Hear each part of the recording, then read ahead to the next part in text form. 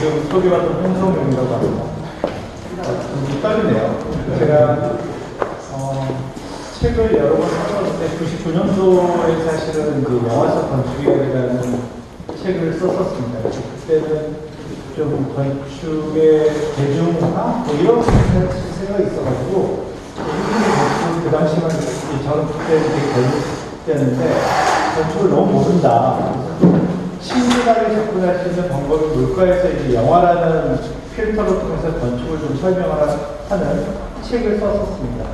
그래서 그때 좀 느꼈던 게 뭐냐면 좀 디자인적인 접근, 인문학적인 접근은 되는데 제가 이제 그 뒤로 사업을 하고 제가 이제 IMF 때 사업을 시작했거든요. 그래서 사업을 하면서 보니까 이게 뭐 여기 뭐 계신 모든 분들이 그러시겠지만 한국의 디자인 경쟁이 아니라 결국 가격 경쟁으로 가더라고요. 그리고 건축주들이 비딩을 시켜요.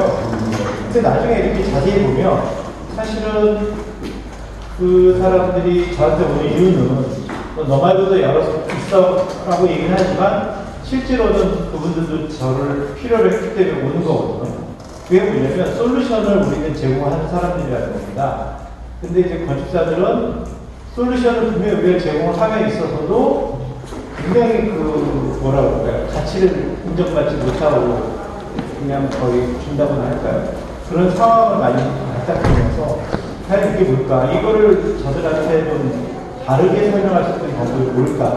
고민을 하다가 제가 2007년도에 스페이스 마케팅이라는 책을 썼습니다. 그 서론에 제가 언급을 했는데 디자이너들이 주도권을 갖자. 또 건축하는 사람들이 클라이언트한테 당신한테 주는 디자인이 아주 특별한 거다. 그리고 이 디자인은 당신한테 유용한 거다라는 증명을 하기 위해서 책을 쓰게 됐습니다. 그리고 그 사이에 이제 이런 내용을 혹시라도 있으면 제가 이제 그걸 응용을 해볼까 했는데 다행히 없더라고요. 근데 경영에가 어떤 얘기가 있냐면 블루오션이나 레드오션이라는 얘기 아시죠? 그래서 학문도 똑같습니다. 남들이 안 하는 얘기를 먼저 하는 사람이 주인공이 돼요.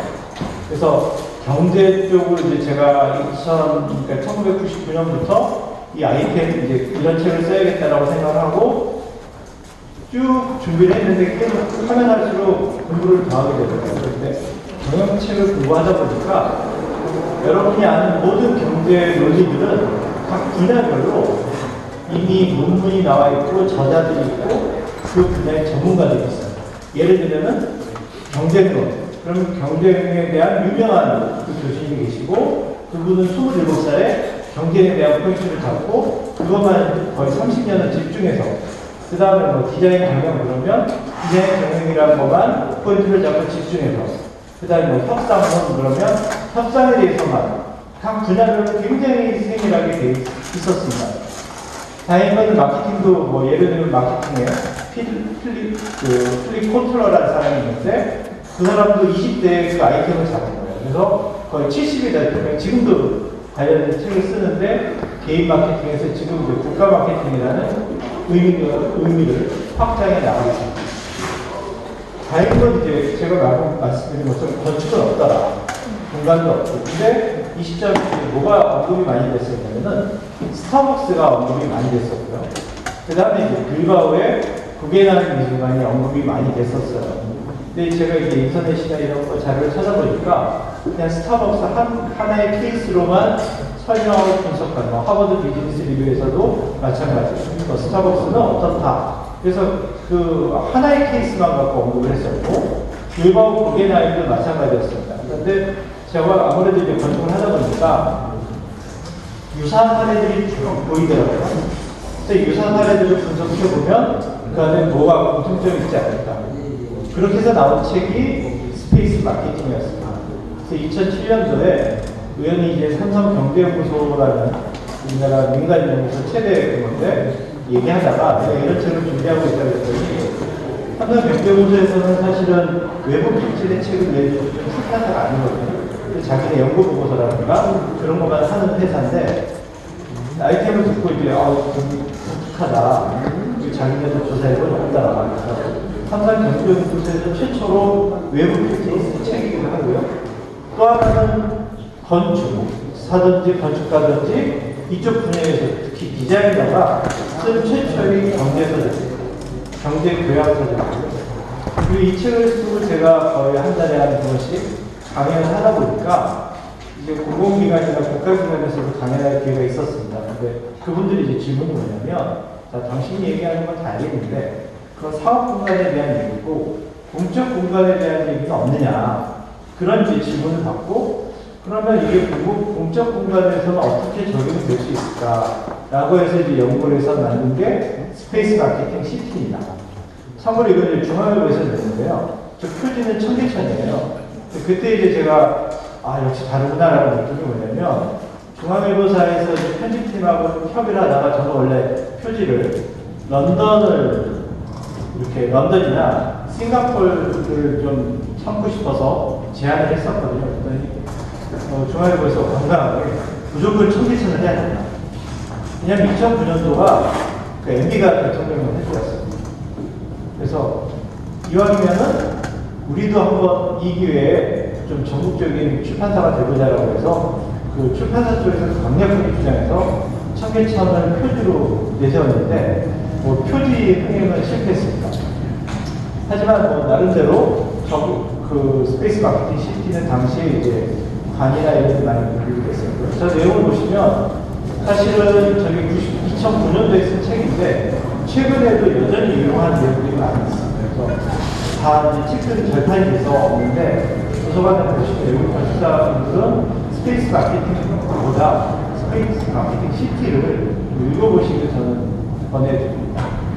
서론이 좀 길었는데 제가 이제 본론으로 들어가면 이 책을 쓰면서 이제 두 번째 스페이스 마케팅 시티라는 책을 쓰면서 첫 번째 살았던 게 뭐냐면 이건 이제 우리나라에서는 흔히 보는 아파트인데요. 아파트 단지의 대명사 어떻게 보면 시초라고도 볼 수 있죠. 공공에서는 이미 바우하우스 이후에 이제 동유럽에서 이 아파트 단지가 국가나 공공에서 주도를 했었고, 완전한 민간이라기보다는 이제 어떤 이념을 가지고 출발했던 그 세인트루이스의 프리트 이보다는 아파트 단지입니다. 세인트루이스라는 도시는 미국의 내륙 도시인데요. 1930년대만 해도 미국에서 그 경제력으로 한 3위 정도 돼요. 시카고, 그 다음에 뉴욕, 거기가는 3대 도시였는데, 교통이나 물류나 환경이 변하면서 해안가 야간의 도시들이 시애틀이라든가 LA라든가 이런 도시들이 발달하면서 내륙 도시들이 붕괴되기 시작해요. 사실 도시의 성장을 보면 경제적인 동향이 굉장히 중요한데, 이 경제적인 흐름이 물이 바뀌면서 세인트루이스라는 도시가 이제 급속도로 올라가기 시작합니다. 근데 올라가기 속도가 최근에 이제 뉴스에 보시면 디트로이트 자동차 산업의 붕괴로 인한 디트로이트를 얘기하는데 그 이전에 세인트루이스가 먼저였어요. 근데 이 세인트루이스가 막판에 펼치는 건축 정책들을 보면 그 이후에 한 40년이 지나서 일본의 유가리 시가가 있었고 우리나라 도시들도 많이 그렇게 뭐냐면 중국 도시도 마찬가지죠. 거대 기념비를 세웁니다. 그래서 세인트루이스의 거대한 그란드 아치라는 굉장히 소기적인 건물이 생기고요. 그 다음에 이제 또 하나가 뭐냐면 이 대규모 주택 단지를 시가 주도해서 만들어요. 그래서 이 아파트 단지를 만들 때 이제 이거는 미노루 야마자키라고 하는 그 9/11에 붕괴된 세계 무역센터를 설계한 일본계 미국인이 설계를 했는데요. 여러 가지가 의미가 있습니다. 미노루 야마자키라는 일본계 미국인이 설계했다는 거가 굉장히 이슈가 됐고, 그 다음에 이제 그 정치적인 이유로 세워진 단지입니다. 그리고 여기에 이제 흑인하고 백인하고 인종화합의 개념으로 비율을 정했고요. 그래서 여러 가지 공공적인 특성을 가지고 했었는데, 결과가 어떻게 되느냐. 이게 이제 타임 표지 모델을 장식하고, 미국 전미 건축상도 수상하고 굉장히 화려한 건물이었습니다. 그래서, 첨단이죠. 엘리베이터 타고 자기 세대에 들어가면은, 뷰티 가전이 있고, 요즘에 우리 민간 공급주택에서 아파트 단지에서 광고하는 거랑 똑같이 광고를 줍니다. 주변의 주택들하고 비교해보면 굉장히 대조적입니다. 그런데 어떻게 되느냐? 1950년에 준공이 됐는데 딱 20년 만에 철거 명령을 해요. 그리고 철거를 하게 됩니다. 여기에 관련된 자세한 내용은 도시의 역사라는 그 피터 모리슨 책을 보면 굉장히 디테일하게 나와 있습니다. 한번 참고해 보시면 도움이 될 거고요. 그러면 이 도시가, 이 아파트 단지가 왜 붕괴됐느냐? 몇 가지 이유가 있는데, 첫 번째는 시대와 맞지 않았다. 그러니까 1950년대라고 하는 시대는 여전히 미국에서 인종이 구분됐던 시대예요. 그러니까 백인들이, 돈 많은 백인들이 흑인들과 같이 살고 싶어 하지 않았던 거죠. 그리고 경제적으로도 부담이 됐습니다. 그러니까 공동주택을 운영하려면 거기 상환하는 유지비용을 내야 되는데 그 유지비용을 낼 수가 없는 거죠. 그래서 처음부터 입주율이 70%를 넘지 못했어요. 그러니까 입주율이 낮다 보니까 시 재정으로 계속 보존을 해줬는데 한 10년쯤 지나면서 시 재정이 계속 보존하니까 어떻게 됩니까? 이제 정치적인 문제가 되는 거예요. 그러니까 정쟁의 도구가 돼서 뭐 여당이나 이렇게 싸우면서 재정이 중지가 되면서 이제 유지 관리가 불가능해진 거죠. 그러면서 우범지대가 됐고 관리가 안 되니까요. 그 다음에 이제 엘리베이터 작동을 멈추고 그 다음에 뭐 가로등이 깨지고 그러면서 이제 파손이 된 것도 고칠 힘이 없는 거예요. 자력이 안 되는 거예요. 그래서 나온 이론이 이 아파트 단지에서 나온 사회적 이론이 깨진 유리창 이론이라는 게 나왔습니다. 근데 제가 주목하는 건 뭐냐면 자, 이념도 좋고 상식도 좋고 개념도 좋고 건축적으로 굉장히 매력이 있는데 왜 우범지대가 될 수밖에 없냐? 그러니까 사회학적인 변화 이거를 따라가지 못했다. 그러니까 소비라고 오늘 얘기하지만 예전에는 사회의 변화와 건축이 동반하지 못했다. 그랬기 때문에 결국은 실패할 수밖에 없었던 겁니다. 그러니까 지금도 많이 간과하는 거예요. 뉴욕이라고 하는 도시를 보면은 1970년대까지는 사실은 뉴욕도 그렇게 명랑한 도시가 아니었습니다. 그러니까 20세기 초반에는 굉장히 화려한 도시였다가 2차 대전 이후부터 1980년까지 30년 동안 뉴욕이 제자리에 펼쳐졌어요. 왜냐하면 산업들이 이동을 하고 경제적인 어떤 변화들이 생기면서 그 뉴욕이 갖고 있는 경제적인 기능들이 다 이렇게 분해가 됐어요. LA로 가든가 시애틀로 가든가 미국의 남부로 가든가 미국은 워낙 대지가 크니까 국가 안의 사이클이 마치 글로벌 사이클하고 비슷하게 움직여요. 그리고 땅이 넓으니까 뭐 주들끼리도 경쟁이 심합니다. 세금도 다 다르고요. 뭐 뉴욕 건축사가 LA에서 활동할 수가 없습니다. 그 건축사 자격도 주마다 다른 나라예요. 그렇기 때문에 도시도 마찬가지예요. 그러다 보니까 이제 1980년대 뉴욕이 굉장히 붕괴 일보였죠. 그래서 영화를 보시면 뉴욕이 되게 범죄 도시 뭐 이렇게 묘사가 되는 영화들이 많은데 대부분 70년대, 80년대 배경을 하고 있기 때문에 그렇다. 근데 이제 90년대 와서 뉴욕이 부활해요. 근데 그 이유 중에 하나가 뭐냐면 세 가지 그 산업을 잡습니다. 하나는 뭐냐면 IT, 그 지식산업이요. 두 번째는 금융, 자본 지식입니다. 역시. 그다음 패션이에요. 트렌드 지식이에요. 셋 다 뭐냐면 굉장히 트렌드하고 유행에 민감하고 소비 지향적인 특성을 갖고 있다. 그런데 이런 특성들은 뭐랑 관계가 있냐면 사람의 감성하고 굉장히 관계가 있습니다. 그러니까 이쁜 거라는 거예요. 이쁜 거는 기능적으로 설명할 수가 없습니다. 편안한 거, 그 기능적으로 설명할 수가 없어요. 근데 이 도시가 전체적으로 방금 말씀드린 것처럼 감성적 어떤 포인트가 되면서 트렌드가 바뀌면서 감성적 요소들을 도시 곳곳에 심기 시작했다. 그래서 센트럴파크 같이 거대 공원도 좋지만 건물에서 내려오면은 점심시간에 이용해서 쉴 수 있는 포켓공원, 포켓파크라고 해서 쌍지공원을 만들기 시작하고 주변을 꾸미기 시작하고 그러다 보니까 재미있는 현상들이 많이 생겨요. 그리고 미술관 같은 것들, 문화시설들이 늘어나기 시작합니다. 그러면서 도시 전체가 되게 익사이트해졌다. 재밌는 건 뭐냐면 미국이 금융을 잡다 보니까 세계 금융의 중심이잖아요. 그래서 거대 자본가들이 많아요. 그래서 미술관이나 박물관 같은 데를 후원을 합니다. 기업 후원을 해서 매주 금요일날은 6시부터 12시까지, 밤 12시까지는 공짜예요. 그러니까 이런 인프라들이, 문화 인프라들이 굉장히 도시 경쟁에 유용을 하게 된 거죠. 그러면서 범죄율도 떨어지고 도시 경쟁력도 굉장히 좋아졌다. 사실은 지금 도시적인 얘기를 했지만 건축도 마찬가지입니다. 그럼 실패하는 경우들은 뭐냐? 실패부터 우리가 살펴보면은 건축은 재밌는 게 뭐냐면 일반 건축과 달리 서비스 제공자하고 소비자가 있는 것이 아니라 중간에 그거를 실현시키는 사람이 있어요. 그러니까 대부분의 성금은 제조자나 서비스를 만드는 사람이 자기가 꿈꾸고 바로 고객한테 대응할 수가 있는데, 이 디자인이라고 하는 것, 특히 건축이라고 하는 것, 인테리어 같은 그런 공간을 대상으로 하는 것들은 사업자가 만들어내지를 못합니다. 왜냐하면 여기에는 상상력이 비롯되기 때문에. 그래서 상상력을 갖고 있는 창조적인 크리에이터를 만났을 때, 합의가 됐을 때 성공을 하는데 3자 합의가 안 됐을 때 실패하는 겁니다. 그럴 수밖에 없는 것이 각자의 얘기는 다를 수밖에 없다. 왜냐하면 사업자들은 자기의 신념이나 수익을 목표로 해요. 근데 디자이너들은 뭘 목표로 합니까? 자기 디자인의 실현과 주용성 완성도, 이념을 목표로 해요. 근데 소비자는 뭐예요? 첫 번째가 가성비, 가장 싸고 좋은 것, 그리고 만족감. 이 세 주체가 합치가 됐을 때 사실은 공공이든 민간이든 성공합니다. 빌바오 구베나이도 그런 케이스고, 우리나라 동대문 DP도 건축가들은 사실은 여러 가지 얘기를 해서 지역성이나 장소성이나 이런 거 가지고 비난을 하지만, 결과적으로 지금 국내 어떤 건축물보다 가장 많은 누적 방문객이 생겼어요. 최근에 통계를 보니까 동대문 DP가 1억이 돌파됐습니다. 그게 뭐냐는 거죠. 민간 기업 중에서 이걸 굉장히 잘 쓰는 기업이 사실 애플이에요.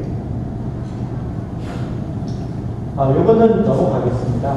요거는 제가 종합 비즈니스 리뷰에 2010년도에 한 11회 정도 연재를 했었는데, 거기에 설명을 한 거고요. 시각은에서 트렌드 및 전략인데요. 제가 이제 강의하면서 문헌이 다 들어갈 겁니다. 그 다음에 이제 제가 나름대로 한 16, 17년 이런 관련된 글도 쓰고 계속 공부를 하다 보니까 눈에 보이는 것 중에 하나가 뭐냐면 소비의 4단계가 있습니다. 그 소비 경험의 4단계. 아주 최초는 뭐냐면 그냥 있어야 되는 거예요. 생존이에요. 없으면 있어야 되는 거예요. 그거 뭐 품질이니 뭐니 따질 시간이 없습니다. 우리나라 시대 상황으로 보면 5, 60년대가 여기에 해당해요. 그리고 이제 두 번째는 어느 정도 이제 욕구가 해소되면 이 질을 따지기 시작해요. 이게 좋은 거야? 내 몸에 좋은 거야? 따지기 시작하죠. 시장에서는 그게 이미지입니다. 그때는 모방의 단계가 돼요. 그래서 언뜻 들으니까 뭔가 영화에서 봤는데 이거 보니까 좀 잘 사는 나라 애들이 하더라. 청바지도 좀 흉내내기 시작하고, 그래서 리버스, 나이키가 아니라 나이크 이런 것도 나오죠. 그래서 고무신에 이렇게 줄도 긋고, 그러다가 이제 돈도 생겼어요. 욕구도 채워졌고, 이제 물건도 내가 많이 사보니까 진짜를 갖고 싶어졌다. 내가 보니까 돌아다니니까 너 그거 가짜야 라는 얘기 듣기 싫은 거예요. 동대문에서 샀는데 사람들이 계속 근데 진짜야 가짜 물어보는 것도 싫고, 그래서 진짜를 살기 시작해요. 우리나라 건축이 90년대 이제 이다가 온 겁니다. 근데 우리나라 건축 같은 경우는 90년대 많은 재벌들이 해외 건축가들을 이제 잡지에서 보던 해외 건축가들을 인바이트하기 시작했죠. 삼성을 필두로 해서 한년도에 가면은 장르벨이나 이런 사람들 하게 됐고, 이런 외국 건축가들이 국내에 이제 영업이 시작이 되는데 비싼 거예요. 여전히 비싸죠. 내가 비용 지불하기는 여전히 비싸니까 국내 건축가한테 이제 닮은 꼴을 좀 요구하기도 하고, 저희로서는 비참하긴 하지만 기분 나빠서 할 수 없어요. 그 다음에 뭐냐면 이제 그것까지 끝나면 그때는 되게 이제 시장에서도 이제 우리 끝났다. 일반 생산 제품에서도 많은 기업들이 이제 끝났어요. 그래서 2000년대 초반만 해도 패션을 치면은 국내 패션 브랜드들이 없어져요. 그리고 이제 큰 덩치를 가진 패션 회사들은 직접 이제 수입을 하는 대행사가 됩니다. 그래서 화장품 같은 경우는 아모레만 유일하게 자기 브랜드를 이렇게 했고, 나머지 모든 브랜드들은 다 수입사를 찾아버렸어요. 그래서 뭐죠? 퓨리단가요? 없어졌죠. 주단학도 없어졌죠. 다 없어졌어요. 아모레만 주구장창 10년을 가지고 나는 버틸 거야 라고 버텼습니다. 소비자들이 많이 경험을 하니까 이제는 루이비통을 아무나 메고 다니네요. 나만 메고 다니는 줄 알았더니 옆집 손님도 메고 앞집 아줌마도 메고 다 메고 다녀요. 그래서 기분 나빠지는 거예요. 왜냐? 좀 인정받고 싶은데, 나 돈 많은 사람이라고 인정받고 싶은데 보니까 다 돈이 많아요. 건물도 마찬가지예요. 공간도 마찬가지예요. 이때 이제 어떤 작동이 되냐면 소비자의 창의성이 발휘됩니다. 그래서 크리에이티브한 소비가 됩니다.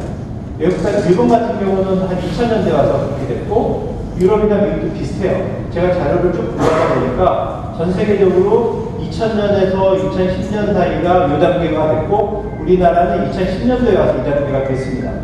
이때 누가 살아나느냐? 젊은 친구들이 인정받기 시작해요. 예를 들면 패션 같은 경우는 뭐 안 유명한 국내 브랜드인데 오히려 이제 소비자들이 주목을 해요. 우리나라 안경 회사 중에 젠틀몬스터라는 회사가 있습니다. 순수 국내 회사예요. 근데 젠틀몬스터가 엄청나게 성장을 해요. 그리고 신명품이라고 인정받아요. 근데 건축도 그렇습니다. 인테리어도 이제 국내 건축가들 찾기 시작해요. 왜? 독특하니까. 그리고 이 친구의 악업을 내가 이제 발견하는 거예요. 누가? 소비자가. 소비자가 클라이언트, 박물관의 미술관의 큐레이터처럼 고르는 어떤 그 안목? 이게 이제 되는 겁니다. 그래서 지금은 사실은 저는 젊은 친구들한테 강의할 때는 자신감 있다. 당신들이 하고 싶은 디자인을 해라. 그런 시대가 됐다라고 저는 얘기를 합니다. 실제로 제가 그 건축사들이 한 6년 동안 편집장을 하면서 보니까 젊은 친구들의 디자인이 굉장히 뛰어난 친구들이 많아요. 이제 기성세대들은 이런 친구들을 좀 이렇게 용기를 뿜어주고 끌어올려줄 역할을 좀 해야 될 것 같다는 생각을 하게 됩니다.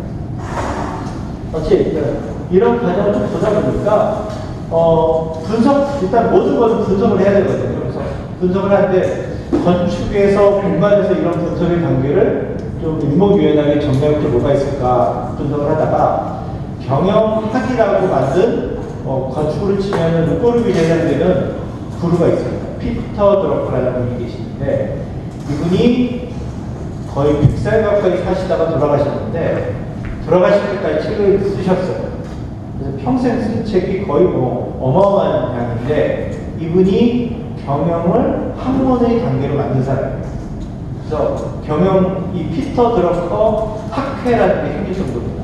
우리나라의 유명한 경영대학 그 교수님들 중에는 실제로 피터 드러커의 이 경영학을 수업 강의를 하기도 하고요. 국제 세미나도 열릴 겁니다. 이분이 이제 1960년대에 경영의 5원칙이라는 걸 얘기를 해요.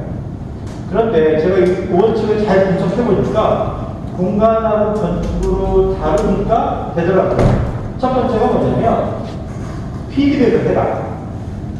제가 사업을 하면은 그 사업의 결과에 대해서 분석할 줄 알아야 된다. 건축도 마찬가지예요. 우리가 설계를 하면은 설계하고 던지고 끝나는 것이 아니라 내가 그 설계를 잘했는지 못했는지 한번 평가를 해야 돼요. 피드백을 하고 그 분석을 해야 됩니다. 그리고 두 번째가 뭐냐면 사업의 목적이 뭐냐. 저희 같은 경우는 이 공간의 목적이 뭐냐는 거죠. 이게 불량이냐 민간이냐.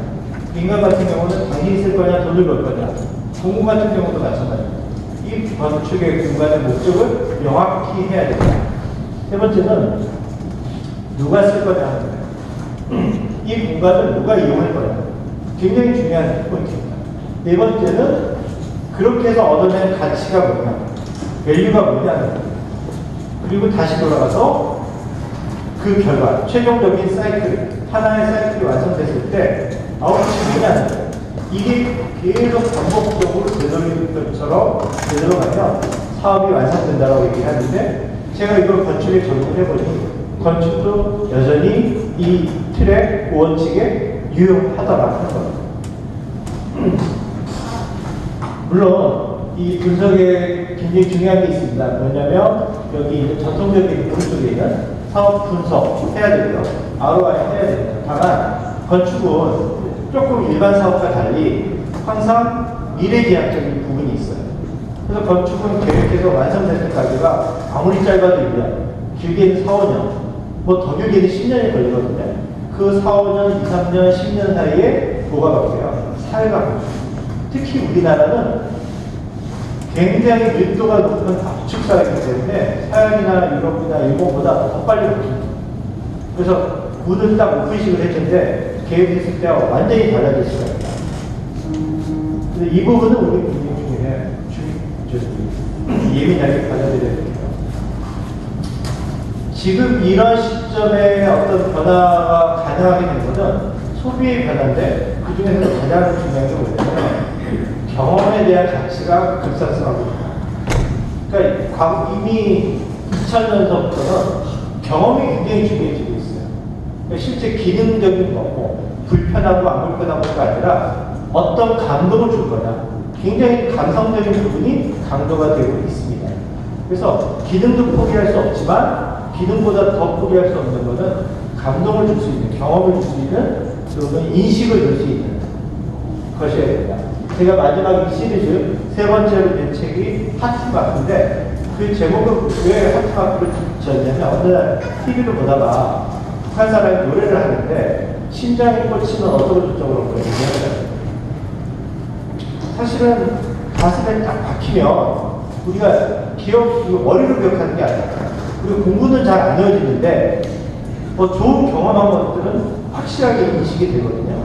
그래서 가슴 속에 남는 그런 사인을 만들어주죠. 그 랜드마크일 수도 있지만 아닐 수도 있어요. 그래서 하트마크가 될 수 있는 공간, 그것들을 만들어내는 게 어떻게 보면은 우리가 디자인이라는 사람 입장에서 굉장히 중요한 것이 아닌가 하는 겁니다.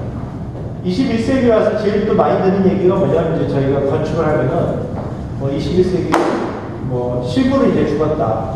온라인의 시대다. 제가 2007년도에 그 스페이스 마케팅을 출판하고 나서 한 달에 한두 번씩 강연을 하다 보니까 어떤 질문이 있었냐면은 지금은 이제 온라인 시대인데 오프라인에 그 당신이 얘기하는 건물이나 공간이 과연 쓸모가 있겠느냐 그런 질문을 많이 받았어요. 그리고 이미 그때 뉴스를 보시면 그때 신문을 보면은 매장을 정리하는 브랜드들이 막 생겨요. 우리는 온라인으로만 할까라고 얘기했습니다. 그때 제가 뭐라고 얘기를 했냐면 그러니까 연구를 쭉 책을 보고 분석을 하다 보니까 오프라인을 죽지 않는다라는 생각이 들어요. 왜냐하면 사람은 그 인터넷 속에 있는 그런 가상 존재가 아닙니다. 온몸으로 이렇게 오감의 존재란 말이에요. 오감의 존재는 느껴야 돼요. 근데 느끼는 거는 모니터로 느낄 수 없다. 아무리 버추얼이 강조가 되고 한다고 한들 실제만큼은 못 느낄 거다. 그래서 저는 오프라인은 과거와는 다른 개념으로 분명히 유용할 거다라고 주장을 했습니다. 지금은 이 얘기 할 필요도 없어요. 왜냐하면 젠틀몬스터라는 회사가 그걸 보여줍니다. 여기 계신 분들 중에 젠틀몬스터를 모르시는 분들 계시겠지만 좀 젊은 친구들이 많이 가는 거 예를 들면 홍대학교라든가 이런 데를 젠틀몬스터를 찾아서 한번 가보세요. 그러면 안경회사거든요. 안경잡인데 안경은 보이지 않습니다. 무슨 미술관, 선치미술 보는 것 같이 돼 있어요. 실제로 젠틀몬스터의 이제 그 마케팅 팀의 70%가 전공자가 선치미술이에요. 순수미술. 로봇도 있고요. 굉장합니다. 근데 그리고 문도 열려 있어요. 그리고 사진을 마음껏 찍게 돼요. 친구들, 젊은 애들이 지나가다가 매장인 줄 모르고 들어가는 거예요, 사실. 개미들처럼. 들어가다 보니까 뭔가 신기한 거, 화려한 거, 재밌는 게 있어서 사진을 막 찍는데 그게 결국은 매장이에요. 그 중에 안경 같은 게 있어요. 성수동에 가시면 이 젠틀몬스터가 운영하는 핸드크림 매장이 있는데 평당 2억짜리 땅을 사서 건물을 골조만 남겨놓고 다 부셔버렸어요. 그리고 매장은 지하에 벌렁 하나 떴습니다. 엄청나게 인스타에 사진 뜨고요. 외국 잡지에 다 뜹니다.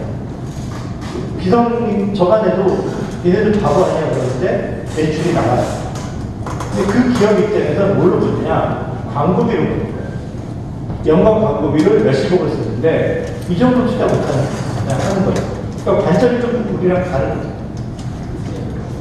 온라인 대비 오프라인은 여전히 유용하다. 왜? 경험 때문에 그렇습니다. 그래서 나중에 미국에서 그 아마존도 오프라인 매장을 만들고요. 구글도 런던에 오프라인 매장을 했습니다. 페이스북도 만들어요. 얘네들이 왜 만드냐 하는 거죠. 이것도 넘어가겠습니다. 오른쪽 얘기만 잠깐 하면은 사람들의 관심이라는 건 그러면 굉장히 돈이 많이 들어가고 어떤 노력을 많이 해야 되느냐? 그게 아니에요. 런던 시청 2003년도에 갔을 때 그 이제 막 런던 시청을 새로 오픈을 했었거든요. 그때 로비에다가 런던시 항공지도를 저렇게 프린트해서 바닥에 붙여놨잖아요. 사람들이 그 당시만 해도 구글어스가 이제 공식적으로 안 나왔을 때거든요. 다들 자기 집 찾고 있어요. 여기 우리 집 있어. 저도 보니까 처음에 구글어스 우리가 인터넷 다운받았을 때 제일 먼저 하는 게 뭐예요? 우리 집은 어떻게 보일까? 그리고 이제 저 같은 경우는 이제 북한이 궁금해서 북한을 가보고 개성도 가보고 놀라울 정도로 다 나와요. 구글어스에. 그래서 그러니까 사람의 관심은 아주 작은 걸로도 이끌어진다. 삼성이 애플하고 계속 붙는데 삼성이 애플을 충분히 이길 것 같은데 못 이기는 이유가 있어요. 애플은 감성을 잡아요. 오른쪽에 저기 동영상인데 이제 저 모니터 저기 아주 있는 거예요. 저 센서가 있습니다. 쇼윈도에. 그래서 할머니가 지나가는데 저 모니터가 반응을 해요.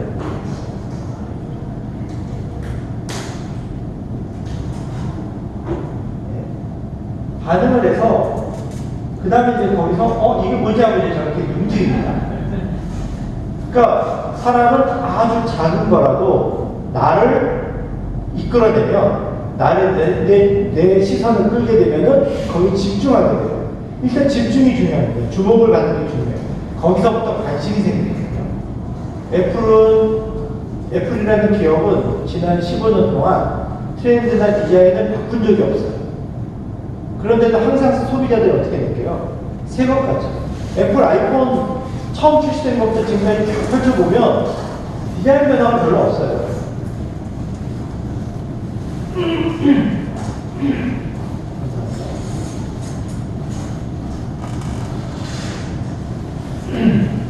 앞에서 말씀드린 것처럼 그 공간은 서비스를 만드는 사람, 제공하는 사람, 구현하는 사람, 사용하는 사람이 다르다는 거죠. 마케팅이라는 이 용어를 보면 굉장히 소비자들이 게 뭐냐면 장소가 동사예요. 어떻게 장소가 동사가 될 수 있죠? 그렇잖아요. 마켓은 뭐 사람도 아니고 움직일 수 있는 존재가 아니에요. 그런데 마케팅이라는 ing가 붙어서 장소가 힘을 이루는 동사가 만들어집니다.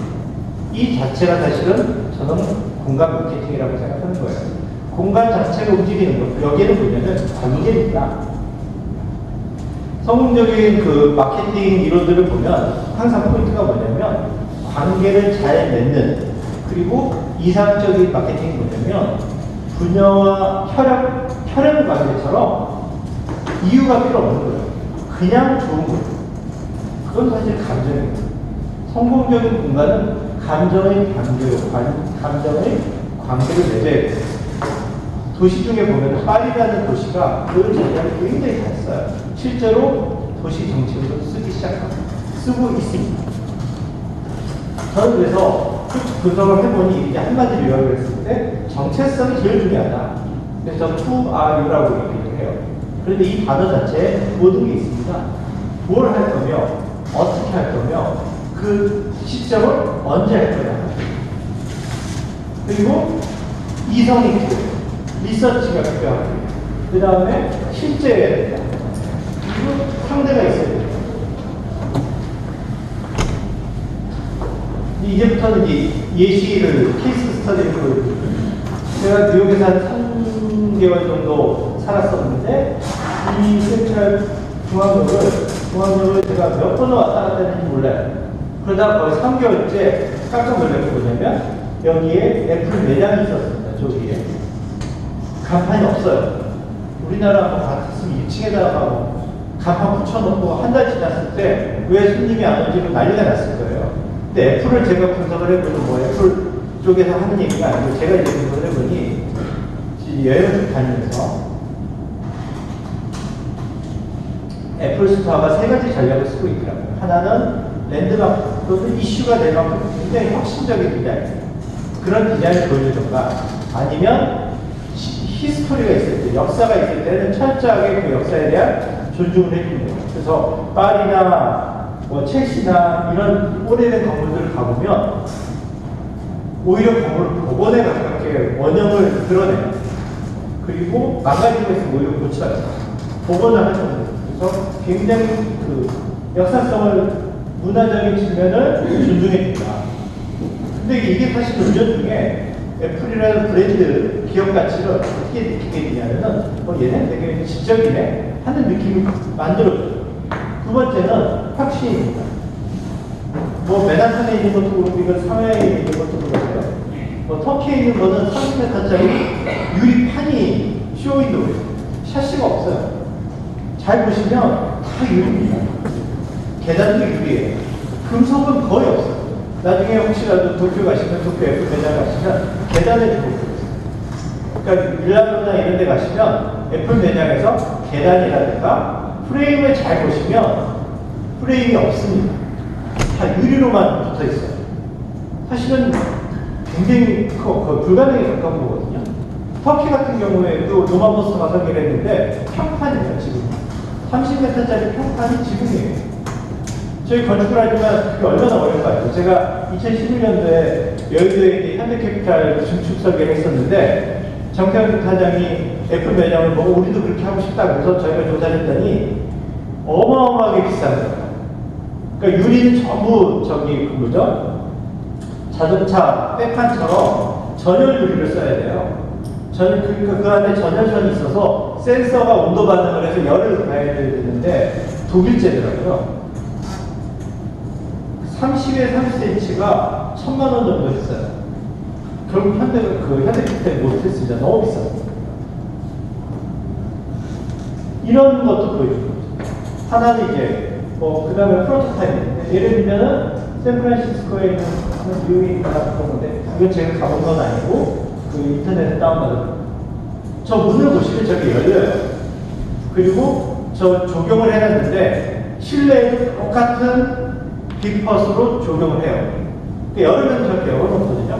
사람들이 밖에 있다가 그늘 찾아를 쭉쭉쭉쭉 가는 거예요. 가다 보면 어느새 매장 안에 들어갔어. 애플이 또 하나 쓰는 전략이 뭐냐면 종업원이라고 안 하고 크루라고 해요. 크루는 선원이잖아요. 동반자예요. 애플 매장에 가면은 직원들이 옆에서 서서 관찰만 해요. 물건 세일을 안 합니다. 우리나라 사장님들이 화가 나겠죠. 쟤는 물건 하나라도 더 팔아야 되는데 왜 구경만 하고 있지? 근데 그게 걔네들 전략입니다. 손님을 계속 관찰해서 손님이 물건 들고 막 단추를 누르기 시작하면 궁금하다는 거. 아까 제가 말씀드렸잖아요. 주목한다. 집중한다. 그때 옆에서 들어가서 가르쳐줘요. 방법을. 사용 방법을 가르쳐줍니다. 절대 이거 얼마짜리 얘기 안 해요. 오히려 이제 소비자가 막 접근법을 알고 나면 그때서야 뭐가 궁금해져요. 가격이 그때서 궁금해져요. 그때 물어보면 대답을 해줍니다. 굉장히 고도의 영업 전술이죠.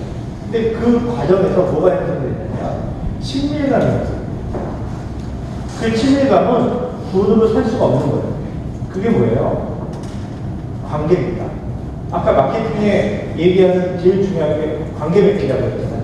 고객하고 제품하고 관계를 맺는 거예요.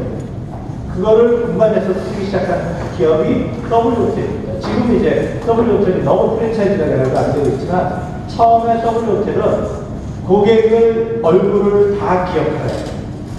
그래서 멤버십이 있었거든요. W호텔이. 그러면 W호텔은 직원들이 거기에 그 호텔의 고객들을 얼굴을 다 외워야 돼요. 그래서 손님이 멤버십 카드가 있는 손님이 현관을 딱 들어가는 순간 어떻게 불러야 되느냐? 이름을 불러요. 예를 들면 스티브 같이 들어오면 스티브 씨 오래간만에 오셨네요? 그냥 안녕하세요는 아니에요. 그래서 W호텔이 성공한 기업이었습니다. 지금은 건축도 마찬가지입니다. 인간과 관계를 요구하는 시대라는 거죠. 도시계획도 마찬가지입니다. 우리나라는 여전히 저런 단계예요. 잠실노단지인데 잠실노단지를 2007년도에 했을 때 포장마을이 제안했던 거는 파리 제가 생각이 안 나는데 파리 이태원 도서관 앞에 거의 유사한 크기의 블럭을 이제 포장마을 의뢰를 받았는데 이 사람이 오픈 플랜이라는 개념으로 30명의 건축가들한테 콜라보레이션 일을 해요. 그래서 열린 도시를 만들어요. 그 안에 다양한 얼굴을 갖고 있는 다양한 건물, 다양한 모습, 30명의 건축가를 조인을 해서 다양한 스토리텔링을 하는 겁니다. 그래서 처음에 장수 로단지를 지명 설계를 했었는데 제안을 했을 때 뽀전밥은 이걸 제안을 했었어요. 근데 이제 우리나라에서 그거는 조합이 싫다. 그래서 뽀전밥에게 흑판 물러주고 와이프 엘리자벳이 전면에 나서서 했습니다. 왜냐면 두 사람이 생각이 달라요. 엘리자벳 뽀전밥은 야광가고 국기 사업가적인 길이 강했어요. 가지고 어쨌든 그러면 우리가 지금 20년이 넘은 하나의 사례인데요. 일본의 록봉길들을 뭐 매경이나 이런 데서 많이 얘기하는데 매경이나 우리나라 신문은 뭘 생각하냐면 60층이 아니고요. 58층짜리 모리타워를 구축하는데 저는 그렇게 보지 않고요. 지금도 일본 내에서 가장 비싼 임대료를 갖고 있는 록봉길입니다. 근데 이 록봉길을 자세히 보시면 모든 게 열려 있어요. 그리고 24시간이라는 시간을 공간 전체에 배치를 해놓고 있습니다. 일본은 24시간 카페, 24시간 뭐 레스토랑 이런 게 없었거든요. 일본이. 우리나라는 있었지만. 근데 이 끝에 보면 저 끝에 빨간 쪽에 치타야라고 하는 서적이 있는데 얘는 원래는 시리리스라는 회사인데 거기서 이제 성장해서 지금은 뭐 이렇게 서점 보이면 우리나라도 치타야라는 인터넷 쳐보시면은 공공도서관 혁신에서 운전해서 나오는데 어쨌든 이제 밤 12시, 11시에도 스타벅스를 치타야가 문을 연 거예요. 도쿄에 있는 젊은 애들이 거기서 이제 찾아가는 거죠. 새벽 1시에도 있어요. 근데 도쿄 내에 그런 데가 없는데 명소가 된 거예요. 그리고 여기는 바로 옆에 뭐가 있냐면 방송국이 있습니다. 여기 아마 필리핀가 아시아인가가 있을 거예요. 헷갈리는데 방송국이 있습니다. 방송국이 있으니까 방송국은 거의 뭐 풀가동이잖아요. 연예인도 있고. 그 다음에 옆에 공원이 있어요. 저거는 에도시대에 만들어진 오래된 공원인데 그 복원을 하는 겁니다. 처음에는 무료 입장했었고 지금은 아마 돈을 내고 들어가요. 그 다음에 오픈 스테이지가 있고 이 모든 것들이 방송국의 성능이기도 하지만 일반 시민들한테는 오락거리예요. 그러니까 돈을 지불하지 않아도 구경할 수 있는 거리가 만들어지는 거죠. 또 하나는 이 단지 전체를 도로가 지나가고 인도가 지나가고 근데 누구나 다 통과를 한 거예요. 돌아갈 필요가 없는 거예요. 사실은 우리 부동산이라는 회사는 초기에는 우리나라 부동산 회사들처럼 분양을 했었는데 얘네들이 시간을 보니까 오랫동안 고정소득에 대한 고민을 해요. 그러면서 사업의 분야를 점차 임대 운영으로 바꾸기 시작해요. 근데 분양하는 부동산 회사와 임대 운영하는 부동산 회사는 완전히 달라요. 분양하는 부동산 회사는 롱텀을 고민하지 않아요. 그러니까 어떻게 될지 굳이 고민 안 합니다. 빨리 팔고 이익을 회수하면 돼요. 사실은 그게 이익이 더 커요. 근데 운영하는 회사들은 어떻게 쓸 것이냐를 굉장히 고민을 많이 합니다. 고리부동산은 그걸 고민하는 회사예요. 그리고 운영한다는 것은 그만큼 자본력이 있다는 것이고 그 어느 정도 건축이라는 건 감가상각이 되잖아요. 어느 시점이 지나면 100% 이익이 돼요. 지금 모리부동산은 도쿄 일본 전역에 이런 운영 부동산이 어마어마하게 많아요. 근데 그게 가능한 이유는 이 회사는 거의 70년이 넘은 회사예요. 굉장히 오래된 회사입니다. 지금은 3대째 운영자가 운영을 하고 있어요. 그러니까 거의 70년을 운영을 하니까 이제는 옛날 건물들은 그냥 퇴직하고 있어요. 최근에 아자부 다이비트라는 것도 그런 철학에서 운영돼요. 근데 여기에는 이제 2년 전인 것도 있고 모리부동산 2대째 회장이 어떤 철학이 사실은 있어요. 거의 도시건축이나 건축가적인 이상향 그거를 실현시키고 싶은 욕구도 있었어요. 어찌됐든 제가 주목하는 거는 이 안에 호텔도 있고 집도 있고 24시간 생활할 수 있는 모든 공간을 했는데 재밌는 건 뭐냐면 여기에 경험을 증폭시키는 요소를 굉장히 많이 넣었어요. 공원이라든가 장식이라든가 미술이라든가 스트리트 예술 그러니까 아트 퍼니처라든가 이런 것들을 그리고 환경 조형물들을 공공에 굉장히 많이 배치해 놨습니다. 그래서 이 안에가 그냥 미술관을 경험하게 만드는 공간입니다.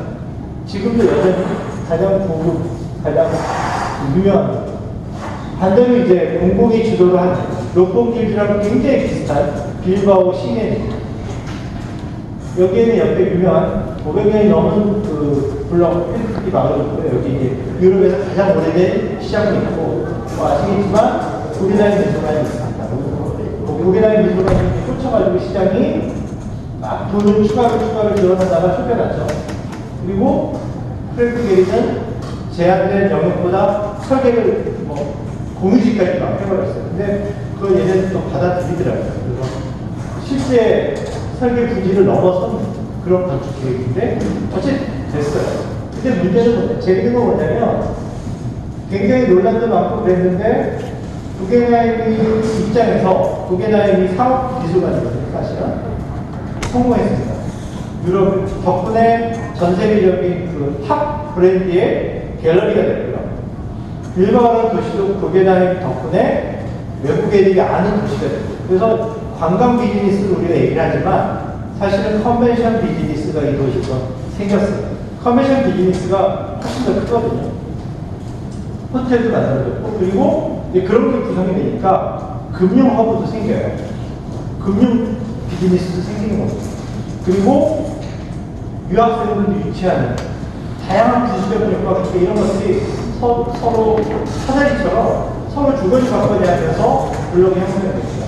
참고로 이 빌바오라는 도시는 왜 이렇게 뭐 스페인이라는 나라에 뭐 바르셀로나도 있고 뭐 마드리드도 있고 여러 개의 도시가 있는데 그럼 얘는 왜 이렇게 독자적으로 성공을 할 수 있을까? 그러면 이 도시의 배경을 좀 보셔야 되는데 얘네는 스페인이 아니에요. 그러니까 70년대까지 유혈 폭동을 일으킨 도시예요. 뭐냐면 분리주의자예요. 근데 종족이 달라요. 그러니까 스페인 종족하고 다른 바스크라고 하는 지역 그 뭐라 그러냐 민족이에요. 그러니까 바르셀로나 지역이 다르거든요. 그러니까 스페인이라는 나라가 한 민족이 아니라 여러 민족이 있는데 이 여러 민족들 중에 뭐 바르셀로나는 잘 사는 도시여서 잘 사는 게 자기네 세금이 다른 데로 가니까 뺏기기 싫어가지고 독립하려고 그러고, 바스크도 소외됐다고 생각해서 얘네도 독립하려고 했던 거예요. 근데 경제적으로 어느 정도 이제 서로 스페인으로 도움이 받으니까 지금 조금 더 수그러들었어요. 근데 얘네가 어떤 문제가 뭐냐면 도시의 어떤 문화 인프라를 구축하니까 도시의 미래가 어떤 정도 확보가 됩니다. 물론 거기에는 치밀한 어떤 전략적인 바탕이 좀 깔려있기도 합니다. 그런데 더 중요한 건 뭐냐면 공공이 스페이스 마케팅을 받아들였을 때 좋은 점은 일반 시민입니다. 왜냐하면 이 모든 문화 인프라를 자기 돈 안 들이고 누릴 수 있다. 록봉길드도 좋은 게 상업시설이지만 우리가 문화, 뭐 미술관 티켓팅을 안 끊어도 길거리에서 굉장히 좋은 그런 세계적인 미술품들을 볼 수 있는 이런 도시 전략들은 전 세계적으로 여러 곳에서 형성이 되고 있었습니다. 이거는 이제 함부르크에 있는 하피시티입니다. 나중에 기회가 되시면 한번 따로 이 하피시티 하나만 분석해도 되게 재밌는데, 하피시티는 이런 도시 인프라에 곳곳에 이런 여러 가지 장치들을 만들고 있습니다. 작은 도시. 그 다음에 이제 구글이라는 거 아시겠지만, 이런 인터넷 기업들이 어떻게 변하고 있는지, 페이스북이 어떻게 변하고 있는지 보시면, 그보다 초창기에는 저 딱딱한 건물이었다가 두 번째 사업은 굉장히 개방적인 건물로 형태를 바꿔나갔어요. 그리고 예전에는 우리가 기자들하면 이거 돈 들어 하지 마 했거든요. 근데 이런 것들이 이제는 가치를 인정받기 시작합니다. 아시겠지만 이제 테이트 모던이 뭐 수많은 건축가들한테 비딩을 했는데 이 팀만 이제 옛날 건물 그대로 복원 아니죠. 다시 쓰는 그런 건축을 했거든요. 하지만 안에는 완전히 뜯어내는 거예요. 왜냐하면 이 역사적인 어떤 흔적은 우리가 보존의 시각으로만 보기도 하지만 희소성의 가치로 봐야 돼요. 그러니까 시간이 지나면 이 자체가 유가돼요. 그래서 경쟁력이 생기는 거죠. 제가 이것도 이제 독일에 있는 그 저수조인데 지금은 호텔이 됐습니다. 이것도 이제 중국의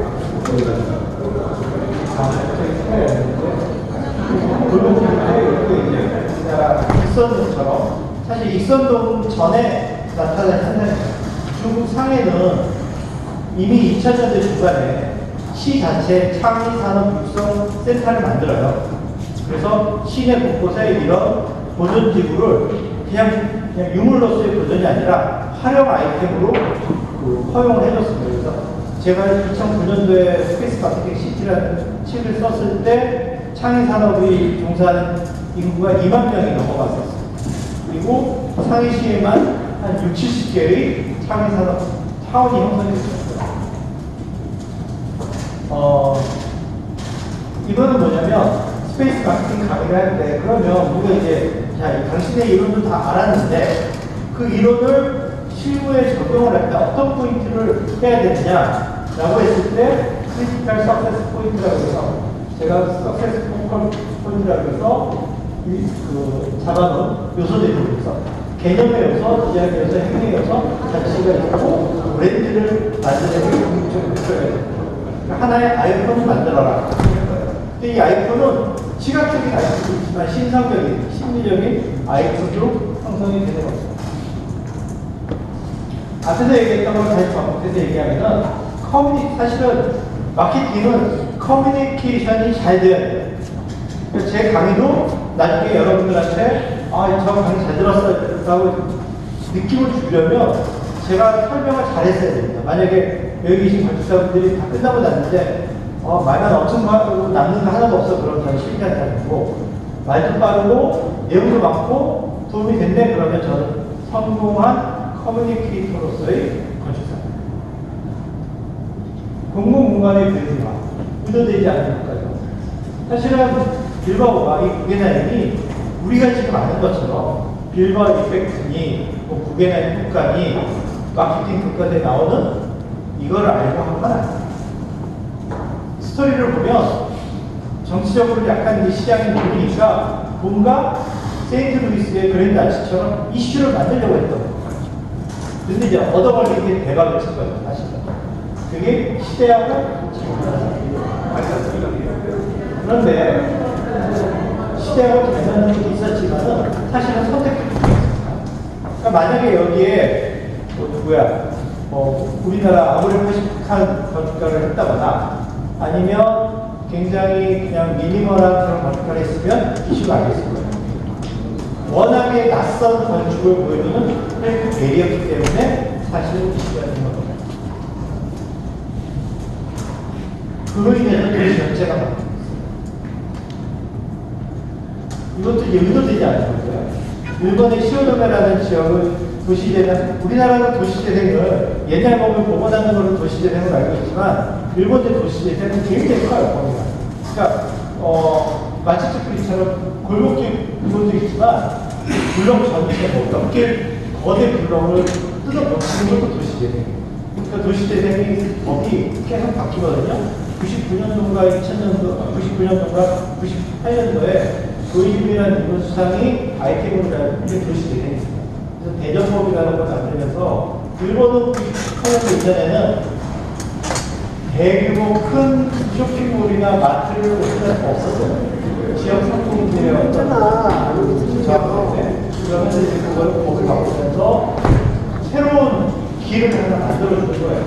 그러면서 이제 도시재생법을 만드는데 도시재생법이 계속 바뀌어서 지금 이제 거대 블록까지 형성하고 그 중에 하나가 이제 시어돔에 앉아있는 있는데 여기 이제 썬클이에요. 이제 교통이나 이런 걸 개념으로 만들어놨는데 결과적으로 긴자에서 바꿨습니다. 긴자에서 걸어서 10분 거리 이런 데가 20년 걸었습니다. 오른쪽에는 미드타운 엘리베이터. 이것도 뭐 관광객을 의식하고 홍콩이 만든 게 아니라 홍콩 섬을 보면서 원래 이제 홍콩 섬은 식민지였을 때 백인들이 살거나 전용한 그런 외국인들이 살면 되고 부자들이 많이 사는데 그러다 보니까 이게 집에서 일하는 사람들이 많거든요. 친구들이 성북대교 올라갔는데 너무 오래 걸리는 거예요. 그래서 그런 건축시키기 위해서 엘리베이터를 만들어놨는데 결과적으로 성공한 거죠. 낯선 거죠. 요거는 아까 이제 보여드렸던 잠시 5단지 얘기했던 것처럼 뉴욕에서 이렇게 벌어진 거고요. 이건 이제 토론토에서 벌어진 그랜드 아일랜드라는 곳입니다.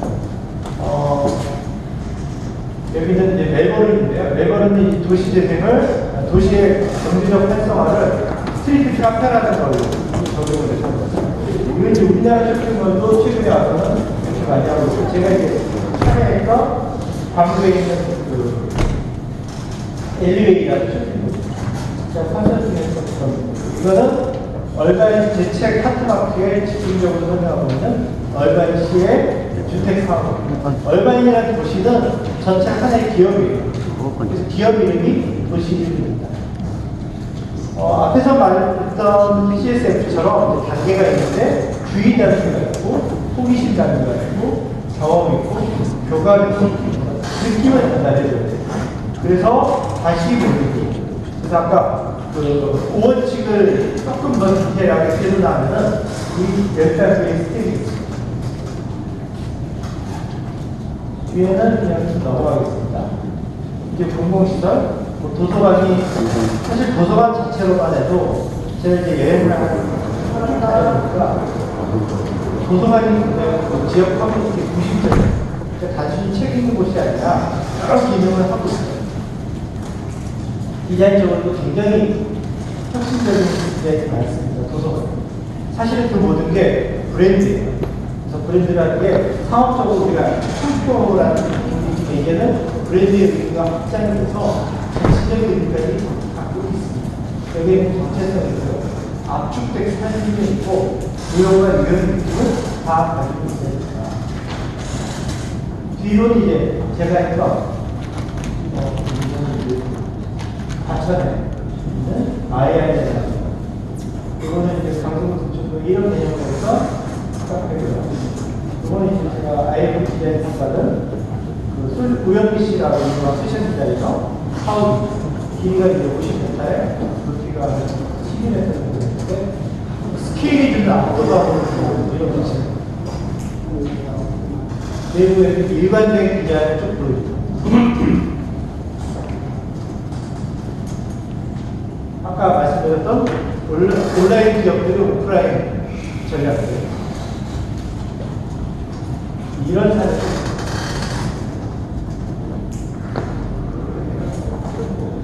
미국의 이제 연내 중에 한 4도가 되는 패션 그룹의 본사인데 해군 선박 건조청을 인수해서 패션 사업으로 쓰는 게 있어요. 한 1시간 3분 딱 거의 시간 맞춰서 하느라고 제가 말을 엄청 빨리 했는데 잘 이해해 주시기를 바라면서 말을 마치겠습니다. 오늘 너무 잘 들었고요. 어떻게 괜찮으셨어요? 사실 저희가 이렇게 이렇게 회피에서 주최로 해서 하는 이런 외부 초청 강사 모셔서 하는 첫 번째 강의예요. 그래서 어떤 분을 어떻게 모셔야 될까 고민을 많이 했는데 오늘 강의를 듣고 나니까 정말 적절한 분을 잘 모셨다 하는 생각을 했는데 어떻게 저만 그런 생각한 거 아니죠? 네. 정말 가슴에 꽂히는 그런 디자인을 자신감 있게 건축과 교감하면서 앞으로 좋은 건축 여러분들도 많이 하시기를 바라는 마음에서 다시 한번 박수 인사 보내드리고요.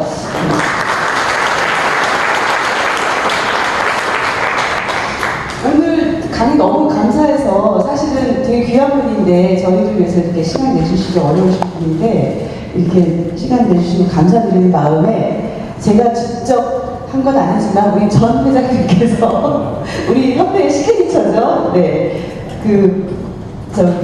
홍성명 선생님의 성함을 팍팍 새겼습니다. 네, 가슴에 새기지 않았고요. 네, 너무 감사드립니다. 네.